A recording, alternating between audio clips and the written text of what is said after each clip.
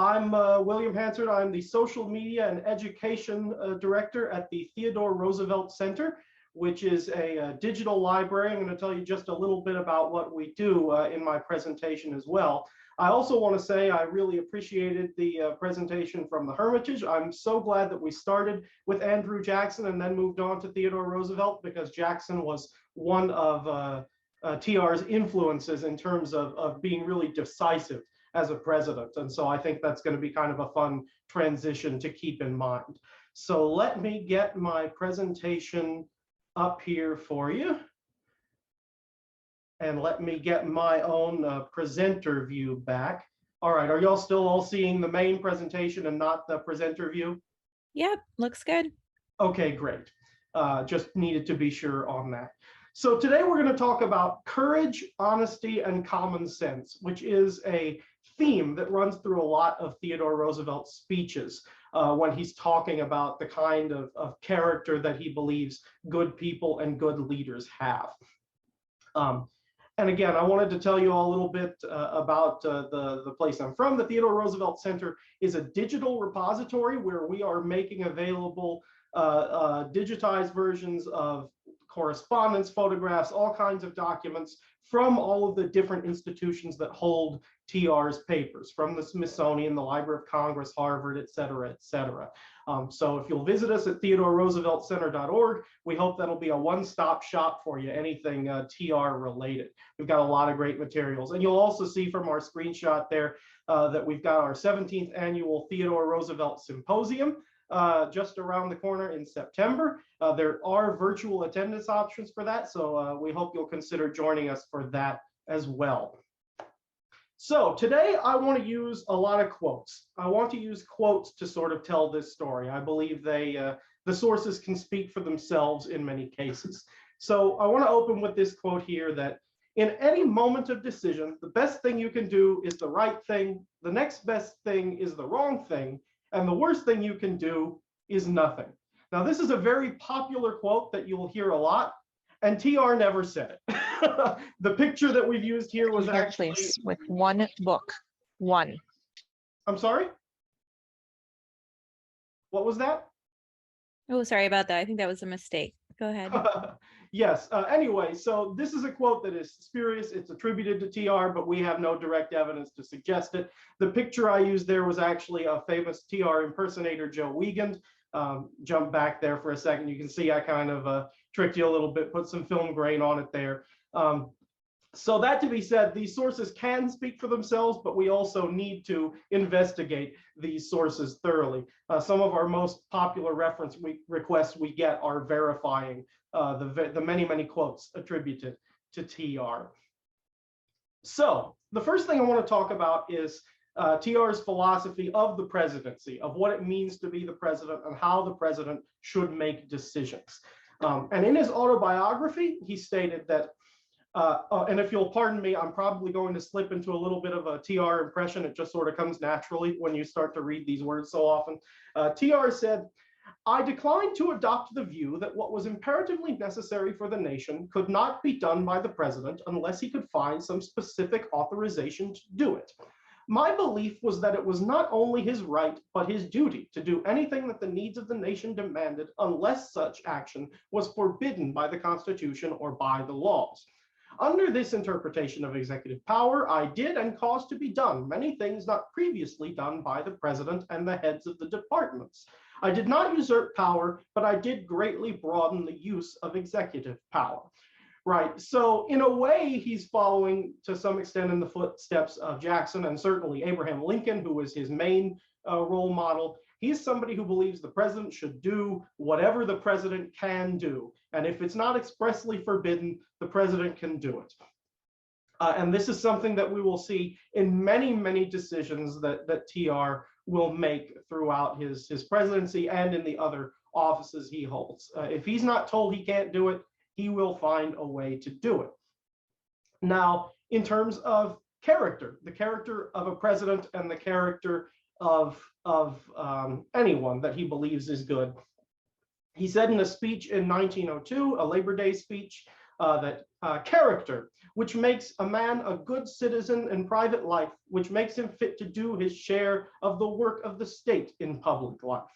Character, into which so many elements enter, into which especially these three elements enter: the elements of courage, of honesty, and of common sense. Now, again, this is something that TR will say over and over again, these elements of courage, honesty, and common sense in a lot of his speeches. Sometimes there's little variations. You'll see common sense replaced with sanity, the word sanity occasionally, which is interesting. But as a general rule, this is probably the thing he believes above all else in terms of character. But then we can dig deeper, right? What do courage, honesty, and common sense mean to him? Well, again, we've got lots of quotes, speeches, and writings that can tell us what he thought about these things. Courage, he tells us in an address to the YMCA, he says, "There is not a man of us here who does not at times fall, who does not meet failure, not one. And the difference between the man and the sham man is that failure daunts the one and merely makes the other try harder to overcome it. The intelligent man who is afraid he cannot do anything, who meets an obstacle he cannot surmount, who is cowed by it, that man, with all his mental qualities in addition to a good body, will be passed by in the race of life as sure as the sun rises in the east." So I think this quote's really fascinating for a lot of reasons, right? One of them is that to him, courage means to surmount the insurmountable, right? There is nothing that you cannot overcome if you have the courage to do it. And you should have the courage to do it. Your intelligence, your physical fitness, all of it amounts to nothing if you don't use it to do something, right? And that sort of fits into that earlier quote about the presidency, right? And doing things that you're not expressly forbidden to do. You should find ways to achieve these goals and to not be afraid of failure. And he certainly isn't. And we'll see that in some of the decisions we're going to talk about a little further on. Honesty. Just a side note, I love this photograph of him with his pince-nez spectacles off of his face. There are so few of those at this stage in his life where he takes photos without those spectacles on. And I think it does sort of show us a certain almost vulnerability in a way in his eyes that I think is really interesting. In a letter, actually, I think this probably came from a speech before this letter, but I haven't tracked it down. But in a letter, he says about honesty that the first requisite of statesmanship is honesty. There is no stupidity equal to the stupidity of dishonesty. In the end, it will frustrate even the most clever and brilliant maker of phrases and student of history. Inevitably, it makes a misuse of and misinterprets honest men and honest methods, trusts no one, shuts out good counsel, and accepts only that of the able courtier rather than the honest patriot. Honesty is not only the best, it is the only policy that can win anything, anywhere that is lasting and beneficial. So this is interesting, right? Because he is saying essentially, right, that honesty is going to frustrate anything you're going to try to do. And even if in the short run, you might get something done with dishonesty, it's not going to last, right? It's not going to be good for your attempts to get things done. So you have to have courage to get what you want done, and you have to have the honesty to do it well and to make it a long-lasting achievement. And so finally, we come to common sense. And this to me is interesting because it balances out some of those other two. In a speech he gives in Montevideo in Uruguay, he says, "Common sense teaches us to have high ideals and yet to be thoroughly practical in our efforts to realize them. Common sense teaches us not to push a good doctrine to an impossible extreme. Common sense teaches us that the best theory is useless unless it stands the test of actual experience, and that an ounce of performance is worth a ton of promise. Common sense teaches us that high-sounding words are not merely useless, but mischievous unless they are translated into deeds that correspond to them. Common sense teaches us never to pass a law that we do not think can be enforced, never to make a treaty which we do not think a nation will live up to." So your courage, your honesty, your decisiveness, all add up to nothing if you can't actually get it done. So in some ways, right, this balances out his sense of surmounting the insurmountable. You have to have the common sense to choose your battles and to fight the fights that you can actually achieve something. So TR, right, it's important to him to get things done and to make sure that those things are practical, that they're beneficial, and that they are, as you've probably heard, a square deal for everyone involved. So I want to use these ideas of courage, honesty, and common sense, and that overall sense of decisiveness to examine some of TR's most consequential decisions during his presidency, and to see how or even if these decisions lived up to his own philosophy, right? And in what ways they did or did not. And so I want to start with the Anthracite Coal Strike. This is in 1902 when miners strike. He intervenes in a way that the president never has intervened in a strike, meaning that instead of sending the troops, he actually decides to mediate the strike. Before we get into all of the details about it, I will start with his quote about his decision to intervene in this strike. And he says, "I made every effort to get the two sides to agree. When I failed, I decided that I would act myself. I held that where the public necessity was national and imperative, it became the duty of the chief of the nation to act." So why was it so important for him to act? Brief overview of the anthracite hard coal strike. Leading up to this, in 1897 and 1900, there had been strikes in bituminous coal and soft coal that had led to some labor victories, and so there was some momentum going.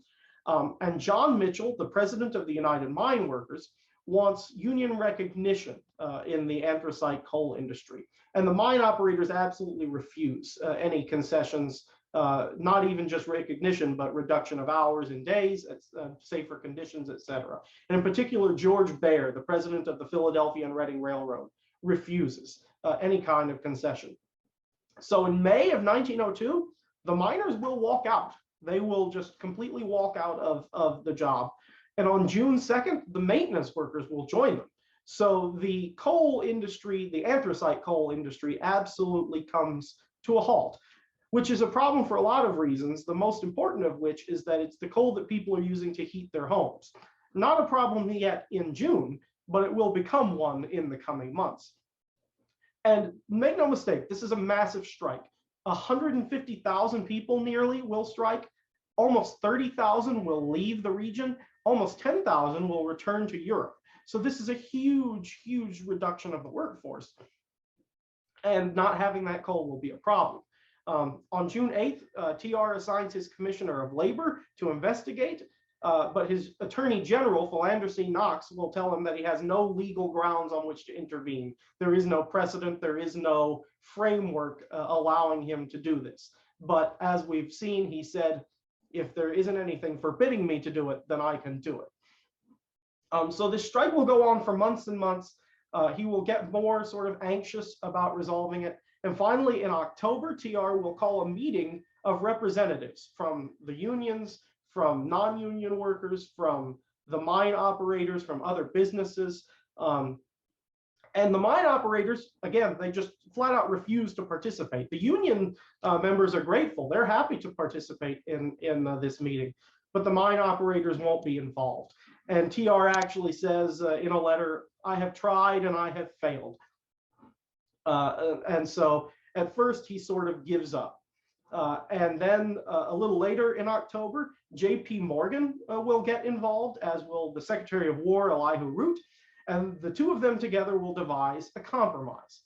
They will create an arbitration commission. Oops, sorry, scrolled past there a little bit, didn't mean to do that. They will create an arbitration commission for mediating this strike. TR agrees that this is a good idea, and ultimately the mine operators will finally agree to be involved with this when the president tells them to do it. The strike will end on October 23rd while the conflict goes into arbitration, and the commission will hear from hundreds upon hundreds of witnesses. They ultimately conclude that the conditions were not as bad as the miners claimed they were, and they will split the difference. In March 1903, the commission will tell them that the days have to be reduced from 10 hours to 9 hours a day. And the mine operators still will not recognize the union, but they will agree to the use of these arbitration boards in the future in a sort of de facto recognition of the union's power. So again, this kind of splits the difference between labor and capital in the end.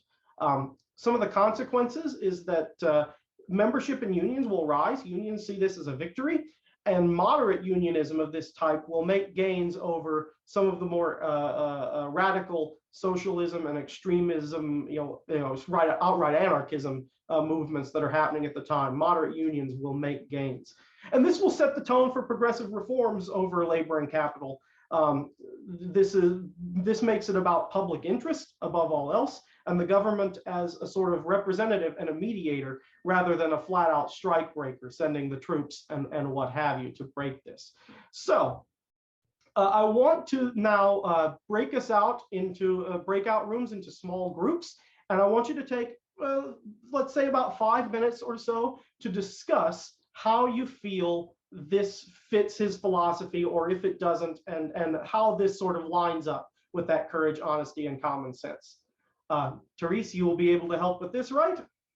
Yes. So what I'm going to do is I'm going to automatically assign everyone to a breakout room. So you'll kind of pop into the breakout room. From there, you'll be able to discuss with the other people in your breakout room. Remember, you'll have to unmute yourself when you get there. And then I'll call you back in about 5 minutes. All right.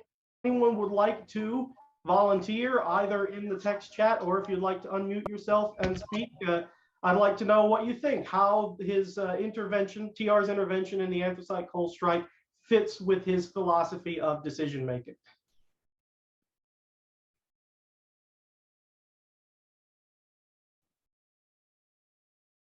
Anyone is welcome to jump right in. Oh, sorry. Ashley has her hands up. I'll do next. Sure. Ashley? Classic former virtual teacher. I just thought it was what was mentioned in our room was just the fact is it does show his like courage to intervene. But one thing that we kind of, I don't know if it's considered being off track or just like continuing a thought process, is just knowing the scope of him doing it at that moment in early 1900s, but also knowing what's to come within his presidency and within his presidential hopefulness. I don't know if that's the right word. So it was just very interesting conversation, focusing on yet one, his philosophy, as well as what does happen in the future at this point in time. No, absolutely. It definitely changes the course of how these things are handled in the future in ways both good and bad. And we have our next hand up there. Yeah, we sort of agreed that this was a positive intervention. You know, he felt he had to do it. He really, looking at our modernize, he had to. You know, winter was coming up and no coal. But contrast what he did with what Cleveland did, you know, to Pullman strike in 1891. He called in the army. Yes. It was kind of screwing the poor guys, and he was taking in both sides. He was trying to be fair. And yes. he was exempling those, you know, he wasn't a perfect man, we agreed, but he certainly did live those three principles there. Yes, absolutely. And Laura Cruz says in the chat, we saw lots of evidence of courage and common sense. He may have wanted more honesty from the mine operators. I agree. I think it's interesting that you applied that to the other side as well, right? He expected courage, honesty, and common sense from the people that he dealt with. And the mine operators definitely were not living up to their end of the bargain. This was a positive intervention in contrast to Cleveland's. Yes, we talked about that. Putting this strike into context with previous decades and how other strikes have been handled by administrations. Absolutely, we can see TR breaking the mold on how these things were handled. So I'm glad we were able to see how this sort of fits some of those three elements of character and of decision making. So I'm going to go ahead and move on to another example that I think that I really like and is very consequential, and that is the creation of Pelican Island bird refuge. And it's now a national wildlife refuge, still exists. And birds are very, very important to TR. Even as a child, when he is practicing sort of amateur naturalism, natural history, he is drawing detailed images of birds, keeping specimens and both live birds in his home. And when he writes to Frank M. Chapman in 1899 about this, he says, "Spring would not be spring without bird songs any more than it would be spring without birds and buds and flowers. And I only wish that besides protecting the songsters, the birds of the grove, the orchard, the garden, and the meadow, we could also protect birds of the seashore and of the wilderness. When I hear the destruction of a species, I feel just as if all the works of some great writer had perished, as if we had lost all instead of only part of Polybius or Livy." So he sees the conservation, the preservation of species, in particular birds, to be really, really crucial. So let's talk about one of the ways he does this. And this is with Pelican Island. So before we get to him, we start with a German immigrant named Paul Krogel, who immigrates with his brother to Sebastian, Florida in 1881. Sebastian, Florida is over on the east coast of Florida, sort of toward the south side. And Krogel will soon begin protecting a pelican rookery where market hunters are hunting egrets, pelicans, other birds. And he will literally stand guard on Pelican Island in the Indian River Lagoon with a shotgun, warding off people from hunting these birds. During this period, they literally call the feather wars. Birds are extremely threatened by market hunters, particularly for plumage for women's hats. It gets to the point that an ounce of snowy egret feathers become worth twice an ounce of gold. That's just how desirable they are, and it's hunting these birds to extinction. Congress will do a little bit about this. In 1900, they will pass the Lacey Act that will regulate some wildlife trade, but it's not quite doing enough. And this Pelican Island in Florida starts to get particular attention. It's the last breeding colony of brown pelicans on Florida's east coast. And some naturalists will begin to visit it to see how they can protect it. In particular, Frank Chapman, who is or maybe will become, I can't remember for sure, the curator of birds at the American Museum of Natural History. So he is really invested in this. In 1901, the American Ornithologists Union and the Florida Audubon Society will together lead a campaign for the protection of non-game birds. And Florida will pass some laws, but they can't really enforce them. And so Chapman and another colleague, William Dutcher, will visit TR at his home at Sagamore Hill in New York to sort of make their case for the protection of Pelican Island and of birds at large. And it takes him some time to get this done, but he eventually does, in part because he's sort of trying to figure out the best way to do it. But it's clear Congress is not going to do any more than they have. So in March of 1903, TR will sign an executive order declaring Pelican Island to be a federal bird sanctuary. And again, this is not something that existed. He just sort of creates this. And this is the predecessor to what today is the National Wildlife Refuge System. This is what it all hinges on. And there's a story that may be apocryphal. It is from Frank Chapman's autobiography, but I can't trace it back any further than that. But he famously TR asks, "Is there any law that will prevent me from declaring Pelican Island a federal bird reservation?" And he's told, no, the island is already federal property. And he famously replied, "Very well then, I so declare it." And you will see that quote, "I so declare it," in books, documentaries, all kinds of stuff all over the place. And this is where it is from Chapman's autobiography. But the actual text of the executive order begins with the phrase, "It is hereby ordered." So really not that much different from "I so declare it." So he creates this bird refuge, and he will hire Paul Krogel, that man who was standing guard with the shotgun, as the first manager of the bird refuge. And Krogel will remain at that post until 1926.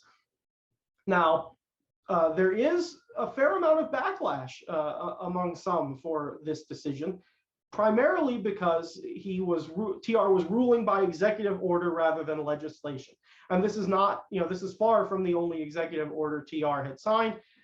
He used more executive orders than most presidents before him. I don't know the exact numbers off the top of my head, but he certainly was a fan of them. And so this, to many, was just another example of sort of ruling by order rather than by the systems that are designed for it.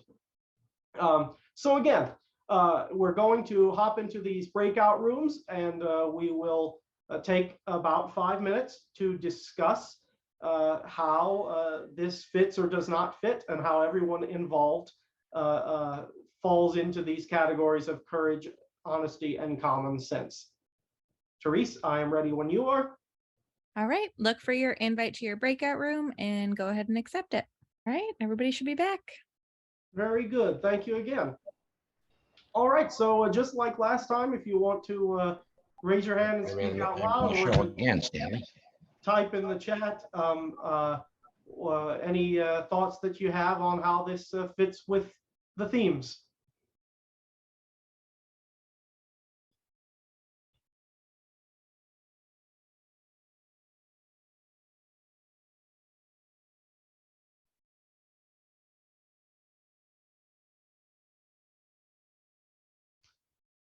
Don't all jump in at once now. More difficult to pin down, I agree. It's more complex. I think we agreed that the honesty part, like we talked about how the honesty part was kind of difficult to really see how or if this was honesty. I guess you could say that it was honest according to his own ideals, that he wasn't conflicting or contradicting his own ideals of, that preservation and conservation was very important. He was obviously courageous in stepping in. Common sense, yeah, you could say common sense or commonsensical if since he was thinking about into the future, future generations. Hey, we don't want these, we don't want a lot of species to go away. They're obviously needed in the environment and the ecosystem. So that's what we discussed. Yes, I think those are all great points. I agree the honesty part's a little harder to pin down for sure, but I think you made some good points there about him being honest to himself and to others, right? He believes that this is integral to get this done and to protect these animals. Context of how other species, John Denham in the chat says, context of how other species have been eliminated, it would be courageous to protect them. Yes. Was this executive order received positively by the public at large? Any pushback? Tamison Ellis asks. It was mostly positively received. A lot of the pushback was more from other politicians than the public, is my understanding of it. There definitely were some people who believed that it was constraining capital too hard, right? That these market hunters should be allowed to hunt these birds if that's what they wanted to do. But that was more in the political sphere, I think. Darren Griffin says it took courage to do something that had never been done and to stand up to the conservative pro-business members of his own party. That is absolutely true. And he does that over and over again, right? Standing up to the conservative wing of the party and to enact his own sort of progressive with a capital P reforms, right? He has no problem standing up to other wings of the party and to bring them in line, essentially. And of course, we'll see that split eventually get worse in 1912 with the split with the Bull Moose Party. Classic capitalism, yes, this is a classic sort of a problem. And again, just like with the Anthracite Coal Strike, right? He has to decide where the balance is and what it is that he can do. All right, oops, kind of scrolled back there again, losing control of that a little bit. In the interest in time, I'm going to skip over the Russo-Japanese War and the Treaty of Portsmouth. I did want you to see it was there, but we're running a little short to do two more. I have one more I would rather do, and that is the Brownsville incident, or the Brownsville Affair, you'll sometimes hear it referred to. This one, I think, is a little clearer in terms of pinning down ways to think about it. In 1906, Buffalo soldiers, black soldiers, will be moved to Fort Brown in Brownsville, Texas, which is way down in the little tip there, if you don't know where it is, at the south end of Texas. And companies from the 25th Infantry will arrive on July 28, 1906. On August 12, 1906, there will be an alleged attack on a white woman in Brownsville, and the mayor will impose a curfew as a result of this. The next night, August 13, 14 at midnight, there are gunshots in the town, and a white bartender is killed and a police officer is wounded. There is no evidence that is clear as to who was involved in this. And so without any evidence, the white mayor and the white residents will claim that the black soldiers did this, that they were involved. But the white commanders at the fort will say that all of the black soldiers were in their barracks at the time. It's possible some other evidence was planted after the fact. Some spent shells in particular were probably planted at the scene. So there's a lot of infighting and confusion going on here.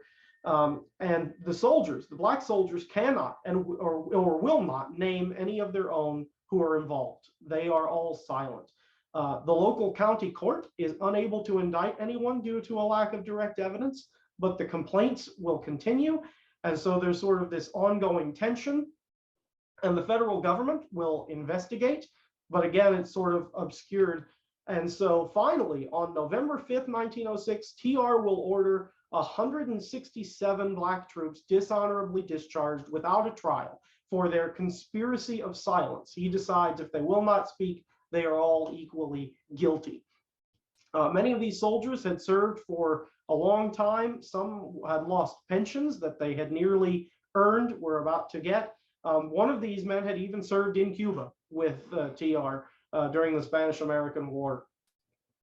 And this was shocking to people. TR had been known as relatively friendly to black people compared to some other presidents and other politicians. He had served, of course, with Buffalo soldiers in Cuba. He appointed black men and even a black woman to positions, especially postal positions. And Booker T. Washington, who had dined at the White House and was TR's friend, will ask him to reconsider, but there will be no success. TR is steadfast in his decision here. And here we'll bring you to the quote now that we've got for this from him, a letter to a senator, where he says, "I think it is even more important from the standpoint of the colored man than from the standpoint of the white man to establish the fact that in crimes generally, there must under no circumstances be meted punishment or favoritism shown the criminal because of his color. And there must not be anything like race solidarity permitted in either punishing or shielding. The individual, not the race, must be held responsible for the crime. And this must be recognized alike by the race to which the criminal belongs and the race to which the victim belongs." So the way he saw it, he was being fair and square. This was the way to deal with it. They will try to withhold the information about this incident until after the midterms because of the public outrage. They're not able to keep it silent very well, and W.B. Du Bois will start campaigning against Republicans. Republican Senator from Ohio, Joseph B. Foraker, will actually lobby for further investigation, but he does not end up winning re-election, and then political pressure will fizzle out even more when William Howard Taft is elected in 1908.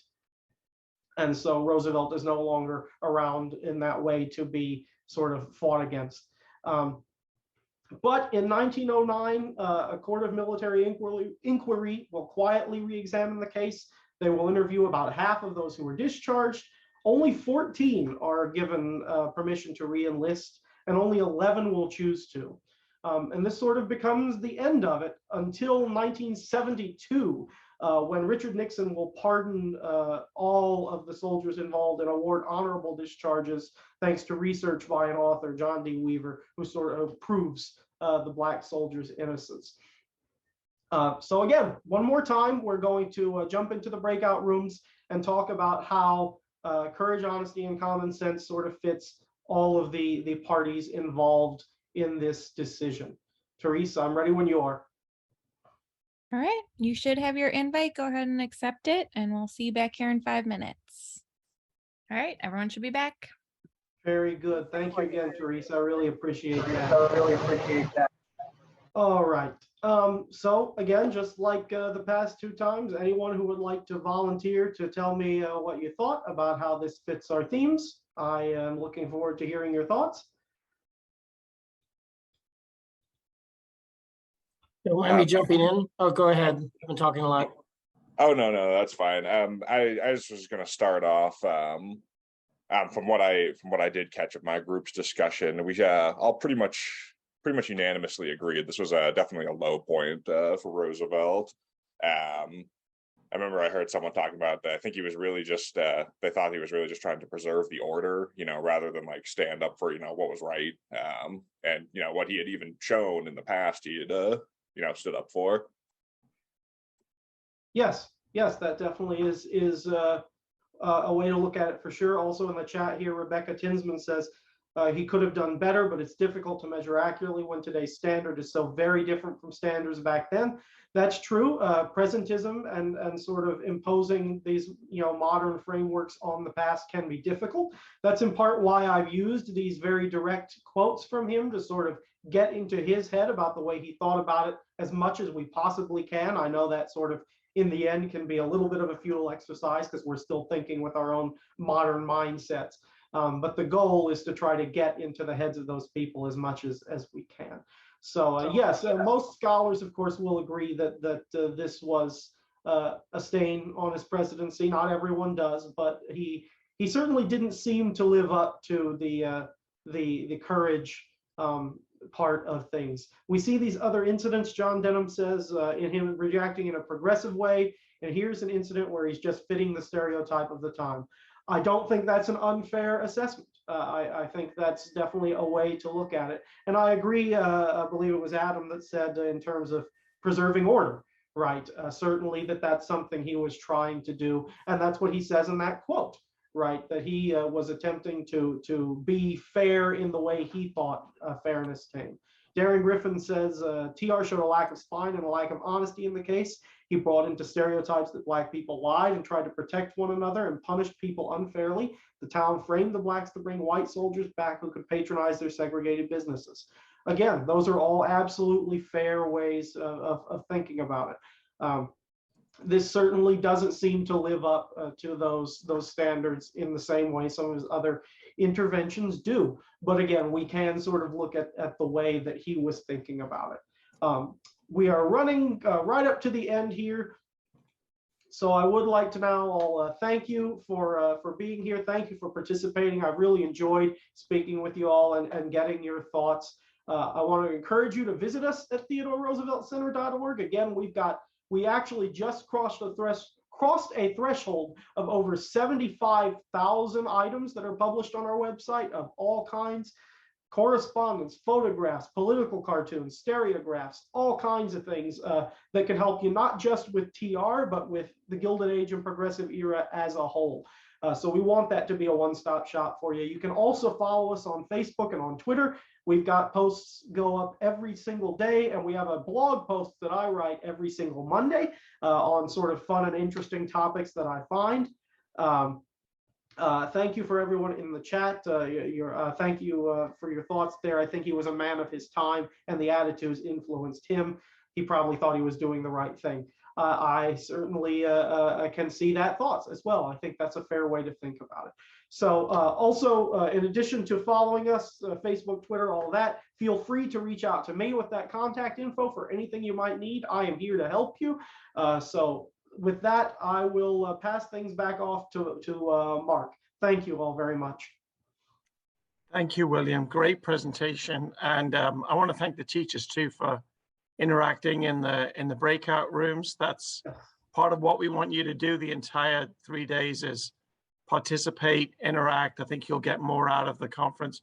Really appreciate William setting it up that way, and a great presentation and lots of interactivity and lots of food for thought. So started off our first morning wonderfully well. So thank you again, William. We'll definitely be in touch about doing this again in the future.